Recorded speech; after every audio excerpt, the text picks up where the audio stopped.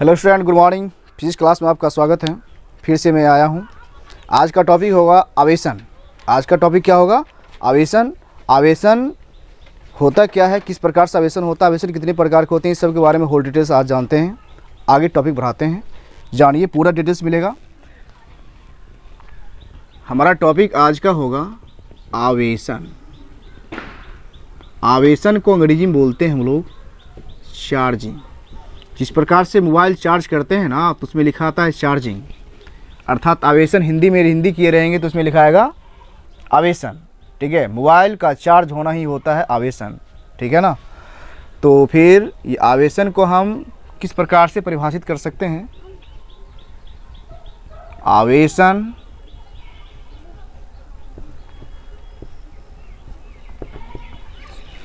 जब भी किसी वस्तु को हम आवेशित करते हैं तो समझ जाइए वो वस्तु आवेशित हो रहा है, ये आवेशन हो रहा है। ठीक है, जब भी किसी वस्तु को हम आवेशित कर रहे हैं तो वही प्रक्रिया कहलाएगा आवेशन। अर्थात किसी वस्तु को आवेशित करने की प्रक्रिया को आवेशन कहते हैं। आवेशन के प्रकार।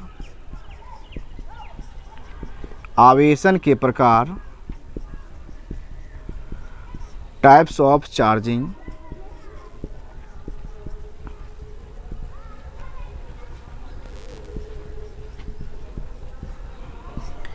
दो प्रकार से होते हैं। आवेशन के प्रकार दो होते हैं। इसको हम टेबल टाइप्स में ले जा रहे हैं। आवेशन के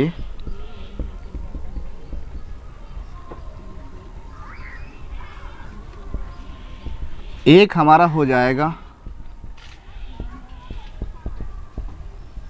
संपर्क विधि, कॉन्टैक्ट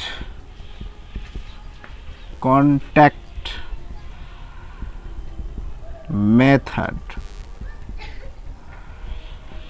कॉन्टैक्ट मेथड। दूसरा हमारा हो जाएगा प्रेरण विधि। इसका हो जाएगा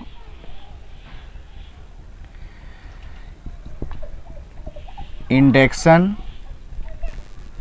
मेथड। तो बच्चों ध्यान देंगे, आवेशन मुख्य रूप से दो प्रकार से किया जाता है, संपर्क विधि से और प्रेरण विधि से। पूछेगा ऑब्जेक्टिव में आवेशन कितने प्रकार से किया जा सकता है, तो दो विधि से किया जा सकता है, संपर्क विधि से आवेशन और प्रेरण विधि से आवेशन। संपर्क विधि को और दो भाग में डिवाइड किया गया है।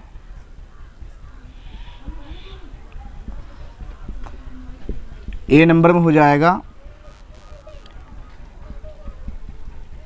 घर्षण विधि से आवेशन। फ्रिक्शन चार्जिंग बाय, अंग्रेजी में लिख देते हैं चार्जिंग बाय फ्रिक्शन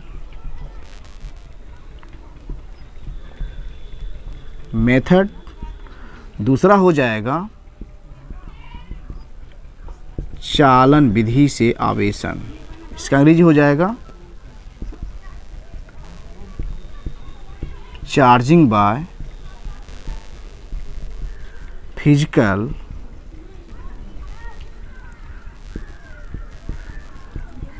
मेथड।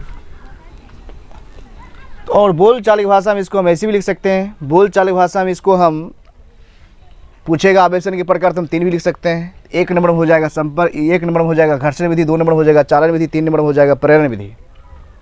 ठीक है ना। पूछ दे आवेशन के विधि सामान्य तौर पर कितने होंगे, तो तीन हो जाएंगे, सामान्य तौर पर तीन। ठीक है। 1 नंबर तो यहाँ लिखेंगे घर्षण विधि, 2 नंबर हमारा हो जाएगा चालन विधि, 3 नंबर हमारा हो जाएगा प्रेरण विधि। और थोड़ा कहेगा डीप में जाइए भाई, तब 2 प्रकार से आवेशन होगा, तब संपर्क विधि और प्रेरण विधि। संपर्क विधि में ये दोनों विधि शामिल हो जाएंगे। प्रेरण विधि, ये प्रेरण विधि ये बहुत ही फेमस टॉपिक है, इसके बारे में पूरी डिटेल्स बताया जाएगा। ये कुल मिल के टॉपिक है हमारा आज का पूरा फेमस है, ठीक है ना। पूरे दमदार तरीके से मैं एक्सप्लेन कर दूंगा पूरा अच्छी तरह से। यहाँ तक आप पहले स्क्रीनशॉट लीजिए, ठीक है। उसके बाद फिर यहाँ से आगे हम इसको बारी बारी से एक्सप्लेन करेंगे। घर्षण विधि, चालन विधि और प्रेरण विधि का पूरा एक एक करके एक्सप्लेन करेंगे, ठीक है ना। तो आवेशन का डिफिनीशन होगा, जब कोई वस्तु को हम आवेशित करते हैं तो ही प्रक्रिया हो जाता है आवेशन। आवेशन के प्रकार मुख्य रूप से 2 प्रकार से होते हैं, संपर्क विधि और प्रेरण विधि। संपर्क विधि में हमारा हो जाएगा 2 अन्य विधि शामिल है, जो घर्षण विधि और चालन विधि शामिल है, और दूसरा हमारा हो जाता है प्रेरण विधि। कुल मिलकर इसमें आवेशन की 3 विधि आते हैं, घर्षण, चालन और प्रेरण। बारी बारी से हम एक एक करके एक्सप्लेन करेंगे। सबसे पहले हम घर्षण विधि से स्टार्ट करते हैं, ओके। तो अब हम आगे बढ़ते हैं घर्षण विधि। ए नंबर में घर्षण विधि से आवेशन। घर्षण विधि से आवेशन अंग्रेजी क्या होगा? Charging by friction method. बच्चों ध्यान से आप समझो, घर्षण में क्या होता है, 2 वस्तु एक दूसरे के संपर्क में आते हैं। एक गतिशील वस्तु रहता है, दूसरा स्थिर वस्तु रहता है, या दोनों वस्तु क्या रहेंगे, गतिशील में रहेंगे, और एक दूसरे से जैसे ही संपर्क में आएंगे तो एक दूसरे को विरोध करेंगे या दूसरे पहले का विरोध करेंगे, जिसके कारण उन दोनों के बीच उत्पन्न होंगे घर्षण। और दोनों के बीच जब उत्पन्न हुए घर्षण तो वहाँ पर होगा इलेक्ट्रॉन की आदान प्रदान चालू हो जाएगा। एक इलेक्ट्रॉन को त्याग करेगा, दूसरा इलेक्ट्रॉन को ग्रहण करेगा, या एक इलेक्ट्रॉन को ग्रहण करेगा, दूसरा त्याग करेगा, जिसके कारण एक पर ऋण आवेश, दूसरे पर धन आवेश, या पहले पर धन आवेश, दूसरे पर ऋण आवेश।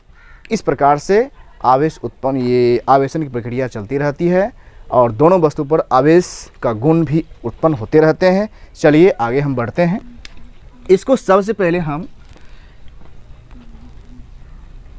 समझते हैं। ये पहला वस्तु है, ये दूसरा वस्तु है,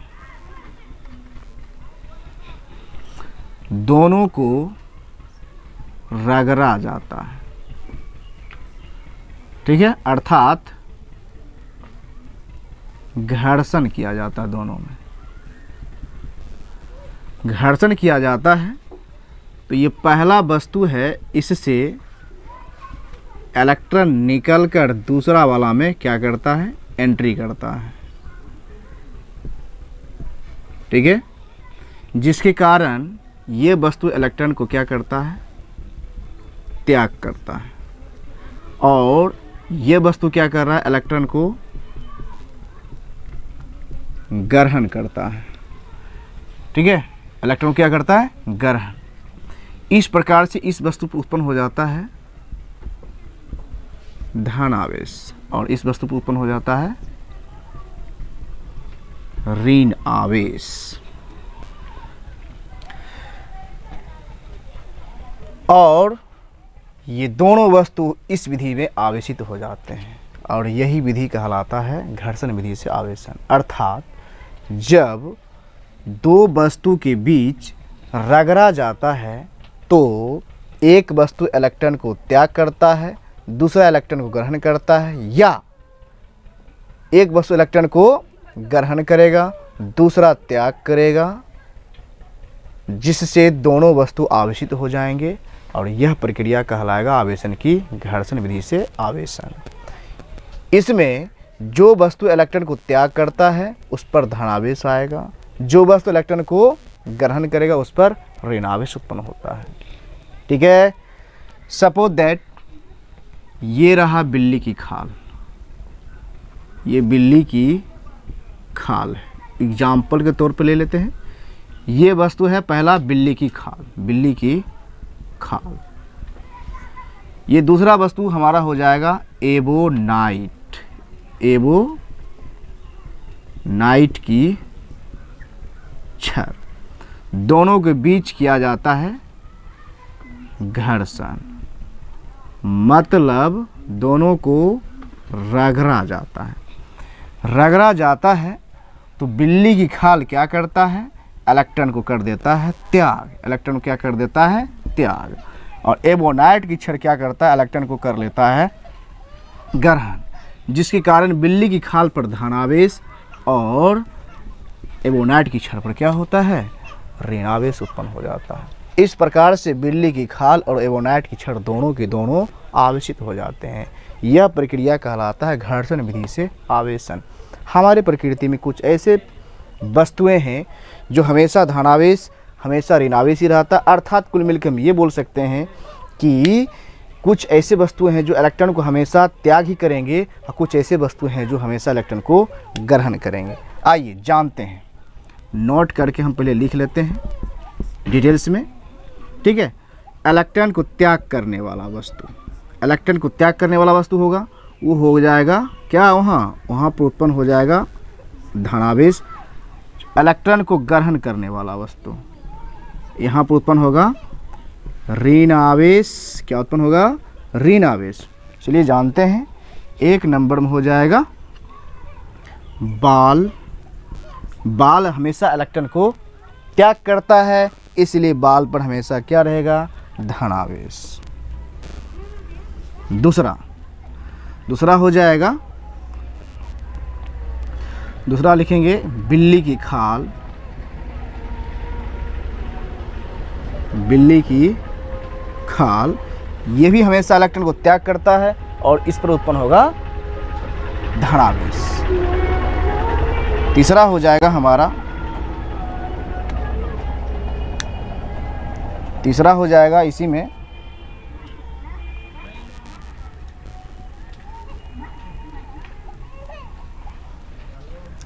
तीसरा हम लिख सकते हैं, यहाँ पर बाल हो गया, बिल्ली की खाल हो गया, उसके बाद आ जाएगा ऊनी वस्त्र आ जाएंगे। ऊनी वस्त्र हो जाएंगे। 4 नंबर में आ जाएगा इसमें कांच आ जाएगा। कांच भी इलेक्ट्रॉन को त्याग ही करता है, ETC। ये सब के सब इलेक्ट्रॉन को हमेशा करता है क्या, त्याग, जिसके कारण इस सभी वस्तु पर हमेशा क्या रहेंगे, धनावेश। भाई ये तो याद रख लो, बेहतर रहेगा, याद रखो, ठीक है, बेहतर रहेगा ये, क्योंकि ये बहुत ही यूनिक चीज़ है। इस चीज़ के बारे में जान जाते हैं तो हमारा ऑब्जेक्टिव कहीं भी जाने वाला नहीं है। हम पूरे ऑब्जेक्टिव को पूरे एक्सप्लेन कर देते हैं। कुछ ऐसे वस्तुएं जो इलेक्ट्रॉन हमेशा करता है ग्रहण, इसमें से आ जाएगा, इसमें से आ जाएगा रेशम का वस्त्र, प्लास्टिक, ठीक है, रबर, अंबर, कहीं कहीं एम्बर भी लिखा हुआ मिलता है, एम्बर। उसके बाद एबोनाइट की छड़, एबोनाइट, एबोनाइट की इसमें भी छड़ आएगा, एबोनाइट की छड़, ETC। यह कहीं मिल जाए, रेशम की वस्त्र, रेशम की वस्त्र, प्लास्टिक, रबर, एम्बर की छड़, एबोनाइट की छड़, ये सब के सब हमेशा इसकी प्रकृति क्या होता है, इलेक्ट्रॉन की ये त्याग करता है। क्या करता है, इलेक्ट्रॉन का ये सब त्याग करता है, इसीलिए इस सब के सब पर क्या उत्पन्न होगा, ऋण आवेश उत्पन्न होगा। ऑब्जेक्टिव बच्चों अब ध्यान से दो, पूछेगा कैसे, कहेगा कि बाल और प्लास्टिक के बीच अब घर्षण किया जाएगा तो बाल पर आवेश क्या होगा, क्या होगा, बाल पर आवेश धन आवेश। यदि कह देगा प्लास्टिक पर कौन सा आवेश होगा तो क्या होगा, ऋण आवेश। कह देगा कि बाल को कंघी से घर्षण किया जाता है या बाल में कंघी कोई व्यक्ति लगा रहा है तो बाल इलेक्ट्रॉन को करेगा, क्या करेगा? इलेक्ट्रॉन को त्याग करेगा। ऑब्जेक्टिव कहीं भी जाने वाला नहीं। इसी प्रकार इसमें भी आएगा, ठीक है। कांच को यदि रबर से रगड़ा जाएगा तो कांच इलेक्ट्रॉन को त्याग कर देगा और रबर इलेक्ट्रॉन को क्या कर लेगा? ग्रहण कर लेगा, जिसके कारण क्या होगा? कांच पर धनावेश और रबर पर क्या आ जाएगा? ऋण आवेश। प्रकृति में ये हमारी उपस्थित चीज़ है जो हमेशा जिस पर धनावेश ऋणावेश रहता है और इलेक्ट्रॉन को त्याग करता है, इलेक्ट्रॉन को ये ग्रहण करता है। यदि इस चीज़ के हम अपने माइंड में व्यवस्थित कर लेते तो हमारा ऑब्जेक्टिव कहीं भी जाने वाला नहीं है, ठीक है ना। फुल्ली कॉन्सेप्ट इसमें आपको मिलेगा। चलो मैं अब इसको पूरा डिटेल्स में कर देता हूँ। मैं समझ लिया, मैं लिख के अच्छा से बता देता हूँ कौन कहाँ क्या होता है। लिखेंगे, जब एक वस्तु को दूसरे वस्तु से रगड़ा जाता है तो वह वस्तु आवेशित हो जाते हैं, उसे ही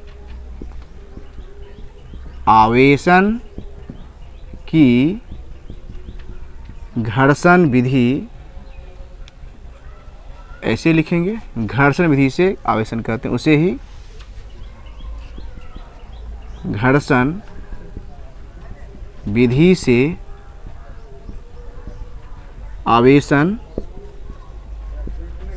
कहते हैं, ठीक है।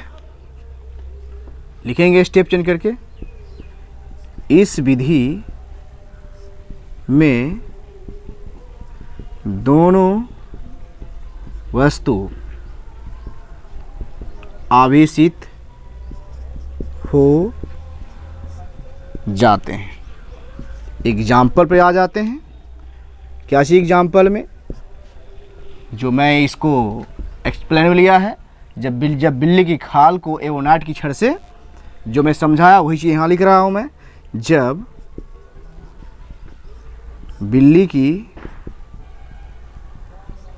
खाल से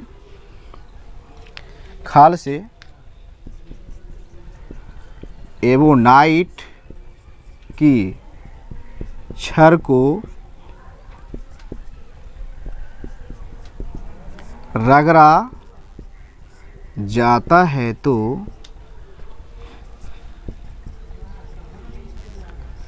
बिल्ली की खाल इलेक्ट्रॉन को त्याग करती है और त्याग करती है, जिससे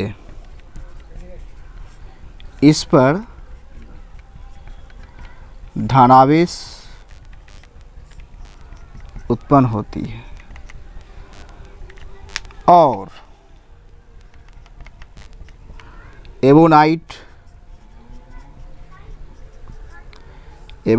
की छड़ इलेक्ट्रॉन को ग्रहण करती है,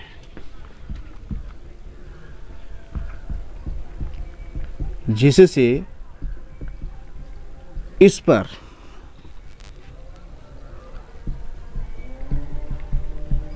ऋणावेश उत्पन्न होती है। फुल्ली कॉन्सेप्ट है, ठीक है। फुल कॉन्सेप्ट इसे मिल जाएगा ऑब्जेक्टिव के दृष्टि से। यदि आपने सीख लिया तो फिर आपको घर्षण विधि से आवेशन में एक भी ऑब्जेक्टिव जाने वाला नहीं है, ठीक है। यदि इस चीज़ को आपने सीखा तो फिर आपको कहीं भी जाने वाला ऑब्जेक्टिव नहीं है, ठीक है ना, कहीं भी जाने वाला नहीं है। किस प्रकार से ऑब्जेक्टिव पूछेगा एक बार फिर से जान लेते। क्वेश्चन कह देगा, ठीक है, कहेगा जब बाल को प्लास्टिक की कंघी से हम घर्षण करेंगे तो प्लास्टिक की कंघी पर आवेश होगा, तो ऋण आवेश होगा। क्या होगा? ऋण आवेश, ठीक है। और कहेगा बाल पर कौन सा आवेश होगा? तो धनावेश होगा। इसी में कह देगा इस बाल इलेक्ट्रॉन को त्याग करेगा या ग्रहण, तो ग्रहण करेगा या त्याग करेगा, क्या करेगा?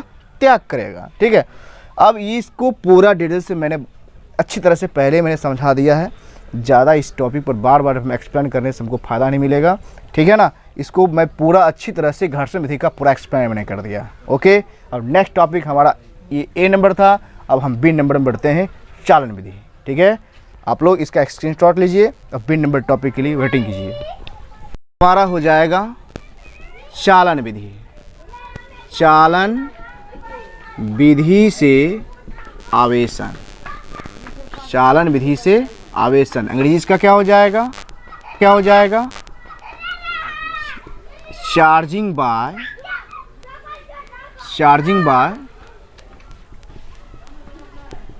Physical method. देखो चालन विधि में क्या होता है, इसको भी पहले एक बार समझ लो ड्राइंग से। चालन विधि में क्या होगा,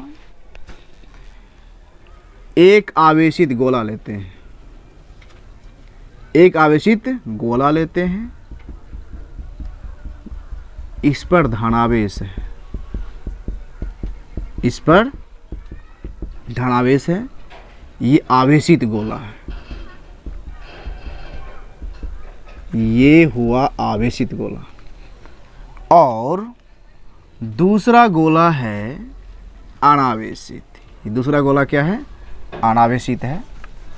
दूसरा गोला क्या हो जाएगा, अनावेशित हो जाएगा। ये गोला क्या है, अनावेशित हुआ, ये अनावेशित गोला हुआ। ये इस पर अभी आवेश नहीं है। जब आवेशित गोला को अनावेशित गोला से हम जोड़ देंगे तो क्या होगा, इलेक्ट्रॉन इसमें से निकलकर इसमें जाना प्रारंभ हो जाएगा, जिसके कारण आवेशन की प्रक्रिया प्रारंभ हो जाएगी, आवेशन प्रारंभ हो जाएगी। और ये अनावेशित गोला आवेशित हो जाएंगे और यही विधि कहलाएगा चालन विधि। कुल मिलके साफ साफ शब्दों में हम लिख सकते हैं, जब एक आवेशित वस्तु को किसी दूसरे अनावेशित वस्तु से जब जोड़ दिया जाता है तो दूसरा अनावेशित वस्तु आवेशित हो जाता है, यही विधि कहलाता है चालन विधि, ठीक है। इसमें 3 गो ऑब्जेक्टिव क्वेश्चन रहता है, ठीक है। क्या क्या रहेगा बताएंगे। आवेशन, चालन विधि से आवेशन कब तक होगा, जब तक दोनों में विभव का मान रहेगा असमान। जब तक ये दोनों वस्तु में का विभव रहेगा असमान तब तक आवेशन इस विधि से होते रहेगा, ठीक है। और इस विधि से संपूर्ण आवेश का स्थानांतरण आसानी पूर्वक एक बार में ही हम कर सकते हैं और दुनिया का सबसे उत्तम विधि यही है चालन विधि। इसमें 3 गो ऑब्जेक्टिव कहेगा, दुनिया का सबसे उत्तम विधि है तो क्या हो जाएगा, ये चालन विधि हो जाएगा, ठीक है। दुनिया का सबसे उत्तम आवेशन विधि क्या हो जाएगा, तो चालन विधि हो जाएगा। कहेगा किस विधि में आवेश को एक बार में सभी के सभी को स्थानांतरित कर सकते हैं, संपूर्ण आवेश का स्थानांतरण किस विधि से कर सकते हैं, वह विधि हमारा होगा चालन विधि, ठीक है। चालन विधि में आवेशन कब तक हो सकता है, तो जब तक विभव का मान असमान रहेगा तब तक हो सकता है। इसमें 3 ठो ऑब्जेक्टिव क्वेश्चन होता है, कुछ भी नहीं है, पूरे नॉर्मल है ये। चलो मैं लिखता हूं, जब आवेशित वस्तु को किसी दूसरे अनावेशित वस्तु से जोड़ दिया जाता है तो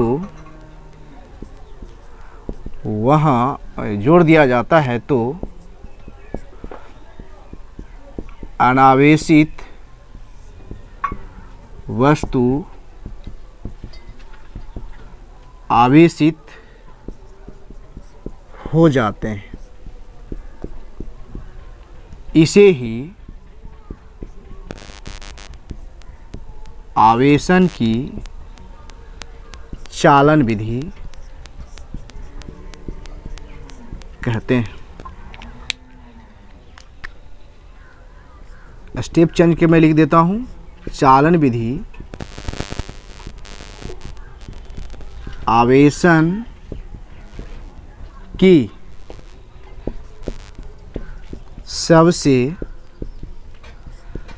उत्तम विधि है, क्योंकि इस विधि से संपूर्ण आवेश को एक ही बार में स्थानांतरण कर सकते हैं। इसमें आवेशन की प्रक्रिया तब तक होगी